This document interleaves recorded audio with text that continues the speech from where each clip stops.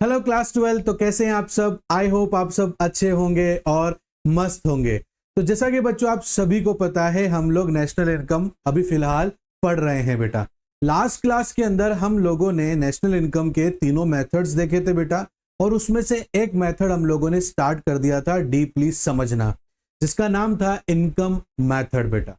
Income method का हमने एक पूरा चार्ट समझा था कि किस तरीके से हम इनकम मेथड के थ्रू एनएनपीएफसी मतलब नेशनल इनकम कैलकुलेट कर सकते हैं बेटा। तो आज की इस क्लास में हम कुछ न्यूमेरिकल्स करके देखेंगे, जिससे हमें पता लगेगा कि इनकम मेथड से किस तरीके से हम लोग जो है नेशनल इनकम कैलकुलेट कर सकते हैं या एग्रीगेट नेशनल इनकम कैलकुलेट कर सकते हैं बच्चों। इसके अंदर हमने लास्ट क्लास में बेटा ये समझा था कि अगर आपसे क्वेश्चन में नेशनल इनकम का अगर आपके क्वेश्चन आ जाता है बच्चों, तो नेशनल इनकम के क्वेश्चन के अंदर आपसे कुछ भी पूछा जाए, अगर इनकम मेथड से सॉल्व करने के लिए बोल दिया गया है, तो कुछ भी पूछे, चाहे जीडीपी एमपी, जीडीपी एफसी, कुछ भी चीज ऐसी पूछी जाए आपसे, नेशनल इनकम भी पूछी जाए, तो सबसे पहले नेट डोमेस्टिक इनकम निकलती है बेटा। इसमें क्या निकलती है बच्चों? Net domestic income. वो भी कौन सी कोस्ट पर बेटा? फैक्टर कोस्ट पे बेटा। इज दैट क्लियर बेटा? तो सबसे पहले अभी हम एक क्वेश्चन करेंगे, वहां पे मैं आपको समझाऊंगा प्रैक्टिकली करके कि आपको किस तरीके से क्वेश्चन सॉल्व करना है और सबसे पहले क्या चीज निकल कर आएगी, या मैं जो बात आपसे बोलना चाह रहा हूं अगर किसी बच्चे को समझ में नहीं आई है तो अभी उसको ये बात क्लियर हो जाएगी बेटा। देखो, हमने लास्ट ईयर में एक चार्ट देखा था इनकम मेथड का बेटा, ठीक है ना। आई होप आप लोगों को क्लियर हो गया होगा उसमें अच्छे से, ठीक है। फिर भी कोई डाउट है बेटा तो आप मेरी प्रीवियस जो वीडियो लेक्चर है वो देख सकते हैं। इसमें हर एक एक टॉपिक के बारे में मैंने एक्सप्लेन किया था कि सबके इंपॉर्टेंस बताए थे, मतलब कि यहाँ पर क्यों है, क्या इसका मतलब है, ठीक है। तो आप वो मेरी प्रीवियस वीडियो जरूर देखना बेटा, आपका इनकम मेथड से जो भी डाउट है वो क्लियर हो जाएगा बच्चों। Is that clear? तो चलो स्टार्ट करते हैं। अब देखो, इस क्वेश्चन के अंदर हमसे क्या बोला गया है कि आपको नेशनल इनकम मतलब एनएनपीएफसी कैलकुलेट करना है, ठीक है ना। ये हम इनकम मेथड से न्यूमेरिकल कर रहे हैं बेटा, तो यहां पर हमें एनएनपीएफसी निकालने के लिए बोला गया है बेटा। अब यहां पर हम जो एनएनपीएफसी मतलब net national product at factor cost जो हम निकालने वाले हैं इनकम मेथड से, तो ये एनएनपीएफसी डायरेक्टली नहीं निकलेगा यहाँ पर। Is that clear? इससे पहले हमें, अगर आप इनकम मेथड से कैलकुलेट कर रहे हो ना, तो सबसे पहले आपके एनडीपीएफसी निकलेगा बेटा। क्या निकलेगा? आपके एनडीपीएफसी, ठीक है। कुछ भी क्वेश्चन में पूछा जाए इनकम मेथड से सोल्व करने के लिए, सबसे पहले आपके एनडीपीएफसी ही निकलेगा। इज दैट क्लियर बेटा? और यहां पर इनकम मेथड में मैंने तीन चीजें बताई थी, वो तीन चीजें आपके पास होना बहुत जरूरी है, ठीक है ना। उसी से आपका एनडीपीएफसी निकलेगा, ये मैंने चार्ट में आपको समझाया था। तो पहली चीज है बेटा इसमें कंपनसेशन ऑफ एम्प्लॉइज प्लस, ठीक है बेटा। इसके बाद में एक और चीज चाहिए, वो है ऑपरेटिंग सरप्लस,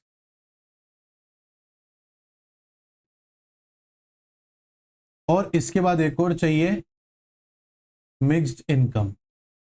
ये तीन चीजें अगर आपको मिल गई क्वेश्चन में, तो आपका एनडीपीएफसी आ जाएगा बच्चों। Is that clear? तो मैं फिर कह रहा हूं बेटा, जो बच्चे आज की इस क्लास में नए हैं, उन्होंने मेरी प्रीवियस क्लास को अटेंड नहीं किया है, प्रीवियस लेक्चर को अटेंड नहीं करा है बेटा, तो सबसे पहले वो करो, तब जाके आपको ये चीजें समझ में आएंगी बेटा, ठीक है। आप देखो बेटा, मैंने आपको कल बहुत सारे इसमें कॉम्बिनेशन मतलब प्रीवियस क्लास में बताए थे बेटा, तो अगर आपको याद होगा तो आप उसको इजीली कर पाएंगे। जैसे कि हमारे पास हमें कंपनसेशन ऑफ एम्प्लॉइज चाहिए। क्या आपको इस क्वेश्चन के अंदर जो हम एनएनपीएफसी कैलकुलेट कर रहे हैं, इसमें कंपनसेशन ऑफ एम्प्लॉइज नजर आ रहा है? हाँ बिल्कुल सर, कंपनसेशन ऑफ एम्प्लॉइज हमें नजर आ रहा है, वो भी फर्स्ट में आ रहा है 10,000 से। तो हम यहां पर क्या करेंगे बेटा, इस 10,000 को ऐसे ब्रैकेट में लेकर प्लस लगा देंगे, ठीक है। उसके बाद में बेटा आपको कहीं पर भी ऑपरेटिंग सरप्लस नजर आ रहा है? नहीं सर, ऑपरेटिंग सरप्लस नजर नहीं आ रहा, मतलब हमें ऑपरेटिंग सरप्लस निकालना पड़ेगा। ऑपरेटिंग सरप्लस निकालने के लिए हमारे पास बी पॉइंट से देखो बेटा, पहला है हमारे पास डिस्ट्रीब्यूटेड प्रॉफिट, ठीक है, ये डिस्ट्रीब्यूटेड प्रॉफिट प्लस इसके अलावा क्या है, इसके अलावा सर रेंट भी है, वो भी इनकम में आता है। इसके अलावा इंटरेस्ट है, वो भी इसमें आएगा सर। इसके अलावा अनडिस्ट्रीब्यूटेड प्रॉफिट है, वो भी इसी का ऑपरेटिंग सरप्लस का हिस्सा होगा, अनडिस्ट्रीब्यूटेड प्रॉफिट। क्लोज कर दिया बेटा। ठीक है, मिक्स्ड इनकम का बेटा कोई भी दूसरा सब हेडिंग्स नहीं होती है, डायरेक्टली मिक्स्ड इनकम ही होगा। अगर क्वेश्चन मिक्स्ड इनकम गिवन नहीं है तो आप जीरो मान के करेंगे बेटा। ठीक है, तो मिक्स्ड इनकम यहाँ पर गिवन है 5000, तो मैंने यहाँ 5000 लिख दिया बच्चों। अब हमारे पास में ये तो है बेटा 10,000। ठीक है, अभी हम इसको ब्रैकेट में रखेंगे, आप चाहो तो इसको ब्रैकेट में रखें, क्योंकि पहले हम इसको सॉल्व कर लेते हैं बेटा, उसके बाद हम इसको सबको खोलेंगे। डिस्ट्रीब्यूटेड प्रॉफिट आपके पास 3000 है बेटा, ये मैंने लिखा। उसके बाद में बेटा रेंट आपके पास में 2000 है, ये 2000 मैंने रेंट लिख लिया। उसके बाद में इंटरेस्ट मेरे पास 4000 गिवन है, ये मैंने इंटरेस्ट 4000 लिख लिया बेटा। उसके बाद में अनडिस्ट्रीब्यूटेड प्रॉफिट 2000 गिवन है, ये भी मैंने लिख लिया इसमें, प्लस और ये ब्रैकेट में 5000 भी लिख लिया मैंने। अब मैं खोल लूंगा बेटा इसको, 10,000 प्लस 3 + 2 5, 5 + 4 9, 9 10 11, 11,000 रुपीज आपका क्या आ गया बेटा, ऑपरेटिंग सरप्लस आ गया। ठीक है, और 5,000 रुपीज आपका ये आ गया। तो बेटा यहाँ पर आपका NDPFC क्या आ गया बेटा, 10 + 5 15,000, 15 और 26,000 रुपीज हो गया बेटा। कितना हो गया बेटा, ये 26,000 रुपीज हो गया। आया समझो बेटा। तो इस तरीके से सबसे पहले हम लोग क्या निकालेंगे बच्चे, इस तरीके से हम सबसे पहले जो है NDPFC ही निकालेंगे। ये देखो बेटा आप, ठीक है, मैं ये भी हटा देता हूँ, देखो भी आप आराम से, क्लियर, निकल गया। तो इस तरीके से तो कंपनसेशन ऑफ एम्प्लॉइज और ऑपरेटिंग सरप्लस में अधिकतर क्या होगा, डायरेक्टली ये क्वेश्चन में गिवन नहीं होंगे बेटा, डायरेक्टली ये क्वेश्चन में गिवन नहीं होंगे ना बेटा, तो आपको इसी तरीके से इनकी जो सब हेडिंग्स हैं वो प्लस करके आपको निकालना पड़ेगा। अभी जैसे हमारे पास ऑपरेटिंग सरप्लस गिवन नहीं था डायरेक्टली, तो हमने क्या करा, उसके सब हेडिंग जैसे distributed profit, rent, interest and distributed profit, इनकी वैल्यूज को प्लस करा, तो हमारे पास जो 11,000 आया वो अब क्या हो गया है, ऑपरेटिंग सरप्लस हो गया। इन तीनों को हमने प्लस किया तो हमारे पास में NDPFC आ चुका है बेटा। यहां तक किसी बच्चे को डाउट है तो वो कमेंट करके पूछ सकता है बेटा हम लोगों से। ठीक है, अब आपको अल्टीमेटली यहाँ पर जो है NNPFC मतलब नेशनल इनकम कैलकुलेट करने के लिए बोला है बेटा।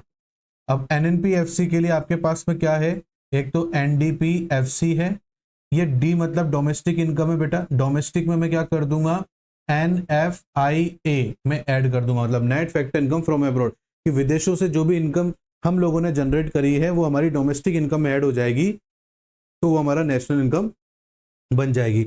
बाकी कोई चीज चेंज करने की जरूरत बेटा इसमें हमें नहीं है। ठीक है, ये तो हमारा 26,000 रुपीज लिख दिया प्लस। अब अगर क्वेश्चन के अकॉर्डिंग हम देखें तो उसमें चेक करते हैं बेटा, देखो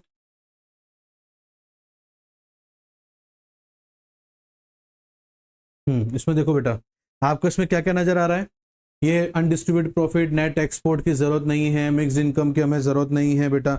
हमें किसकी जरूरत है, विदेशी इनकम की जरूरत है, जो हमें दे रखी होगी तो लिखेंगे, अदरवाइज कुछ और करेंगे। देखो यहाँ पर क्या दे रखा है, इनकम पेड टू एब्रोड दे रखा है, मतलब net factor income from abroad directly given नहीं है, तो उसे भी निकालना पड़ेगा। तो इसका फॉर्मूला क्या होता है बेटा, इसका फॉर्मूला होता है factor income from abroad minus factor income paid to abroad, ये हो गया। तो factor income from abroad question में कहीं पर भी गिवन नहीं है, हम जीरो मान लेंगे। ठीक है, फिर माइनस लगाएंगे बेटा, factor income paid to abroad, देखो नीचे नीचे गिवन है इनकम पेड टू एब्रोड, यही लेना है बेटा। माइनस का 200 है बेटा। ठीक है, तो ये जीरो माइनस माइनस प्लस 200, तो वैल्यू हमारी क्या हो जाएगी, 200 ही हो जाएगी बेटा। इस 200 को हम यहाँ पर लिखेंगे बच्चे। ठीक है, तो हमारे पास में NNPFC गिवन हो जाएगा 26,200 रुपीज। इज दैट क्लियर बेटा, आया समझ में बेटा यहाँ तक आप लोगों को। तो मैंने आपको उस दिन भी समझाया था बच्चों कि बिना फॉर्मूले के पुट करे बिना आप कोई भी वैल्यूज नहीं लिखोगे बच्चों। अगर आप ऐसा करोगे ना तो कहीं ना कहीं आपकी मिस्टेक हो ही जाएगी। अब देखो यहाँ पर ये माइनस की वैल्यू थी, ये हमारे पास गिवन नहीं था, माइनस करना है, अब माइनस माइनस प्लस हो गया, तो हमारे पास वैल्यू किस में आ गई, प्लस में ही आ गई बेटा। किसमें आ गई, प्लस में। तो यहाँ पर ऐड किया तो हमारे पास NNPFC आ गई है। आप लोग चाहें तो स्क्रीनशॉट ले सकते हैं बेटा, नहीं तो वीडियो को रिवाइंड करके दोबारा से आप लोग देख लेना बेटा।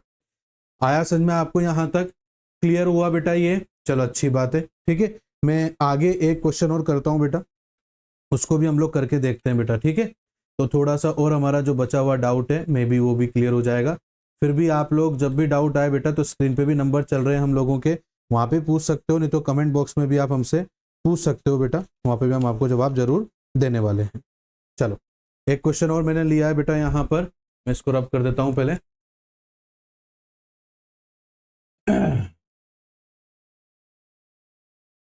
इजी वे में आया समझ में बेटा आप लोगों को? तो चलो अच्छी बात है। यहाँ पर हमें कैलकुलेट करने के लिए बोला गया है कि जीडीपी एमपी निकालना है। तो मैंने क्या बोला बेटा आप लोगों से, कुछ भी फाइंड आउट करने के लिए, कुछ भी कैलकुलेट करने के लिए आप लोगों से बोला जाएगा बेटा, बट अगर इनकम मेथड से अगर आप क्वेश्चन सॉल्व करने के लिए आपको बोला गया है तो सबसे पहले एनडीपी एफसी ही निकलेगा, इस बात का ध्यान रखना। ठीक है, कुछ भी पूछा हो, डायरेक्टली जीडीपी एमपी निकालने का, कैलकुलेट करने का बिल्कुल भी ट्राई मत करना। और जिस तरीके से मैं सॉल्व करने का आपको तरीका बता रहा हूं बेटा, इसी को ही फॉलो करना। बहुत इजी मेथड है बेटा, और इस तरीके से अगर आप कैलकुलेट करोगे तो 99.99999% ठीक है ना, आपका आंसर बिल्कुल सही रहेगा। Is that clear? तो यहाँ पर आपको जीडीपी एमपी निकालने के लिए बोला है, बट हमारा सबसे पहले क्या निकलता है, वो निकलेगा एनडीपी एफसी। उसके लिए हमें क्या चाहिए, उसके लिए हमें सर चाहिए कंपनसेशन ऑफ एम्प्लॉयज चाहिए सर। और क्या चाहिए, हमें चाहिए सर ऑपरेटिंग सरप्लस। ठीक है, वो भी मिल जाएगा अगर होगा तो। और उसके अलावा क्या चाहिए, उसके अलावा सर मिक्स्ड इनकम चाहिए सर। ठीक है, ये भी मिल जाएगा।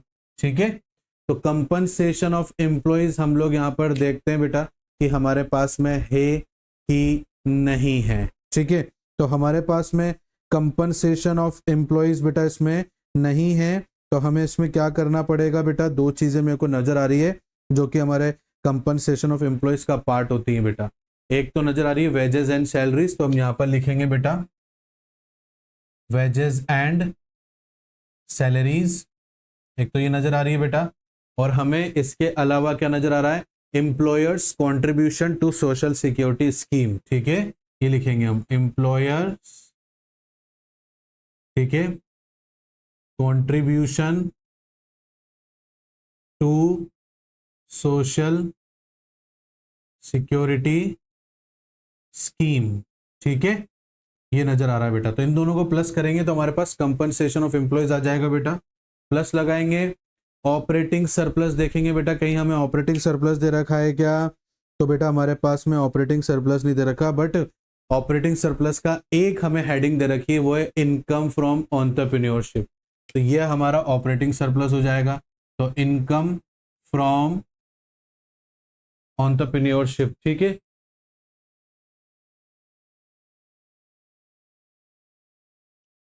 शिप। ठीक है बेटा, ये हमने लिख लिया। मिक्स्ड इनकम बेटा ऊपर से लेके नीचे तक देखो कहीं पर नजर आ रही है, हाँ सर ऊपर ऊपर नजर आ रही है 280, तो ये 280 mixed income as it is लिख देंगे बेटा। अच्छा, वेजेस एंड सैलरीज कितना है सर, 200 है, ये लिख लिया बेटा। Employer contribution social security scheme 40 है, ये लिख लिया। Plus income from entrepreneurship sir 100 है, और ये आपके पास 280 है। ये 240 प्लस 100 प्लस 280 हो गया। तो सबसे पहले आपका क्या निकलेगा बेटा, इसमें एनडीपी एफसी निकलेगा। इज दैट क्लियर बच्चों? आगे बात समझ में?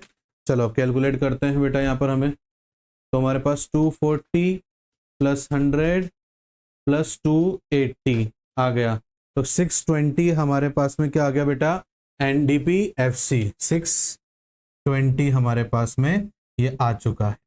इज दैट क्लियर बेटा? आगे बात समझ में? अब आप वो निकालिए जो आपसे क्वेश्चन में बोला गया है। तो क्या बोला गया है, जीडीपी एमपी निकालने के लिए बोला गया है। तो देखो बेटा जीडीपी एमपी कैसे निकलेगा, आपके पास में एनडीपी एफसी है, तो बेटा नेट का जी बनाना है, तो मैं नेट में प्लस कर दूंगा डेप्रिसिएशन। तो जैसे नेट में डेप्रिसिएशन प्लस होगा तो वो ग्रॉस बन जाएगा, डी तो है सही, एमपी बनाना है, तो फैक्टर कोस्ट में मैं NIT net indirect tax add करूंगा, तो मेरे पास में क्या बन जाएगा बेटा, फैक्ट मार्केट प्राइस बन जाएगा। ठीक है, अब देखो बेटा यहाँ पर एनआईटी कैसे निकालते हैं, एनआईटी निकालते हैं इनडायरेक्ट टैक्स माइनस सब्सिडी निकालते हैं सर। तो इनडायरेक्ट टैक्स क्वेश्चन में गिवन है क्या, हाँ सर गिवन है 90 गिवन है, ये 90 ले लिया। अच्छा सब्सिडी गिवन है क्या, हाँ सर गिवन है 10 गिवन है, तो NIT आपके पास में 80 आ गया बेटा, ठीक है। तो यहाँ पर आपके पास में 620। अब डेप्रिसिएशन देखो बेटा, इसमें डेप्रिसिएशन कहीं नजर आ रहा है क्या सर? डायरेक्टली तो नजर नहीं आ रहा, बाकी F वाला जो पॉइंट है कंजप्शन ऑफ फिक्स कैपिटल, यही आपका डेप्रिसिएशन होता है बेटा। तो ये मैंने 40 ले लिया बेटा, प्लस NIT मेरे पास में 80 आ गया। बस अब आपके पास में क्या आ जाएगा? GDP MP आ जाएगा। तो 620 प्लस 40 प्लस 80 आपके पास में 740 क्या आ गया बेटा? GDP MP आ गया। ये 740 आपके पास में GDP MP आ गया। इज दैट क्लियर और नॉट? आई बात समझ में बेटा आप लोगों को? तो देखो हमारे पास में इस क्वेश्चन के अंदर compensation of employees directly given नहीं था, तो हमने दो चीज ढूंढी और हमें दो चीज मिली बेटा। एक तो मिला हमें वेजेस एंड सैलरीज, और एक हमें मिला employer contribution to social security scheme. ठीक है बेटा, तो हमने इसको इन दोनों को प्लस किया, तो हमारे पास में कंपनसेशन ऑफ एम्प्लॉयज आ गया बेटा। ऑपरेटिंग सरप्लस भी डायरेक्टली गिवन नहीं था, तो हम लोगों ने यहाँ पर क्या लिया बेटा? इनकम फ्रॉम एंटरप्रेन्योरशिप लिया बेटा। वही हमारा जो है ऑपरेटिंग सरप्लस हो जाएगा बेटा। मिक्स्ड इनकम बेटा यहाँ पर हमारे पास हमेशा ही डायरेक्टली गिवन होगा। अगर डायरेक्टली गिवन नहीं है या मिक्स्ड इनकम पूरे क्वेश्चन में कहीं नजर नहीं आ रहा है, तो आप हमेशा उसको 0 मान लेंगे बेटा, क्योंकि बेटा इसका कोई सब एडिंग्स नहीं है। ये या तो खुद ही अवेलेबल होगा, और अगर ये खुद अवेलेबल नहीं होगा तो आपको 0 मान लेना है इसको, ठीक है ना। तो इस तरीके से हम लोगों ने सबसे पहले NDP FC निकाला बेटा। क्या निकाला बच्चे? NDP FC। इनकम मेथड में बस यही है बेटा, सबसे पहले आपको क्वेश्चन में कुछ भी निकालने के लिए बोला गया हो, सबसे पहले जो है NDP FC ही निकलेगा, उसके बाद में उसकी मदद से आप दूसरी चीजें निकालोगे। तो इस तरीके से हम लोगों ने NDP FC निकाला बेटा। उसके बाद में GDP MP निकाला। GDP MP के लिए हमारे पास NDP FC था। नेट को जी मतलब ग्रोस बनाना था, तो हमने डेप्रिसिएशन ऐड करा। मार्केट प्राइस बनाना था, इसलिए फैक्टर कॉस्ट में NIT ऐड कर दिया। तो हमारे पास में 740 क्या आ गया बच्चों? हमारे पास में 740 GDP MP जो हमसे बोला गया था वो हमने निकाल लिया है। नेट इनडायरेक्ट टैक्स, अगर directly net indirect tax question में गिवन है तब तो ये फॉर्मूला पुट करने की जरूरत आपको बिल्कुल भी नहीं है, डायरेक्टली वो वैल्यू आप लिख सकते हो। बट अगर आपके पास में NIT गिवन नहीं है तो फॉर्मूला लिखे बिना आप कोई भी क्वेश्चन अपना सॉल्व नहीं करोगे, नहीं तो कहीं ना कहीं कंफ्यूज्ड होके क्वेश्चन को गलत कर दोगे, जो बहुत ही इजी वे में आप आंसर निकाल सकते थे और बाद में घर आके रिग्रेट महसूस करोगे। तो इससे अच्छा है कि आप लोग जो है इसमें क्या करेंगे बेटा? आप इसमें बिना फॉर्मूला वैल्यू पुट करे नहीं निकालेंगे। Is that clear? आगे मेरी बात समझ में आपको यहां तक? चलो अच्छी बात है। अगर बेटा आपको मेरी बात यहां तक अच्छे से समझ में आ रही है तो बहुत अच्छी बात है बेटा। अगर कोई डाउट है तो प्लीज आप कमेंट बॉक्स में पूछ लिया करो, हम वहां पर आपको जवाब जरूर देंगे। और हमारे व्हाट्सएप नंबर भी चल रहे हैं बेटा, उससे भी आप सेव कर सकते हो और वहां पर भी हमसे बात कर सकते हो अपने डाउट को लेकर बेटा। और अगर आज की क्लास अच्छी लगी है बेटा तो प्लीज कमेंट बॉक्स में जरूर बताया करो, और वीडियो अच्छी लगी है तो लाइक जरूर करना है, अपने बाकी सभी दोस्तों के साथ में भी शेयर करना है, और सब्सक्राइब करना और बेल आइकन को प्रेस करना बिल्कुल मत भूलना। मिलता हूं नेक्स्ट क्लास में एक नए मेथड के साथ में, उसको भी पूरा डिटेल्ड में मैं आपको समझाऊंगा बेटा। फिर उसके भी कुछ न्यूमेरिकल्स हम लोग करेंगे और इस तरीके से हमारी नेशनल इनकम को हम कंप्लीट करेंगे बेटा। नेशनल इनकम कंप्लीट होने के बाद में इसके कुछ इंपॉर्टेंट न्यूमेरिकल्स मैं आप लोगों को PDF की फाइल में देना चाहता हूं बेटा, जिसको आप क्वेश्चन को सोल्व करना, उसमें भी डाउट आएंगे तो आप मेरे से पूछना। उसके लिए कुछ नहीं करना है, आपको हमारे ये व्हाट्सएप नंबर सेव करने हैं, हमें हाई लिखकर और अपना नाम लिखकर भेजना है ताकि हम आपको ग्रुप में ज्वाइन कर सकें, और वहीं पर ही आपको सारे क्वेश्चंस मिल जाएंगे बेटा। तो चलो मिलता हूं नेक्स्ट क्लास में, तब तक के लिए thank you and bye bye बच्चों।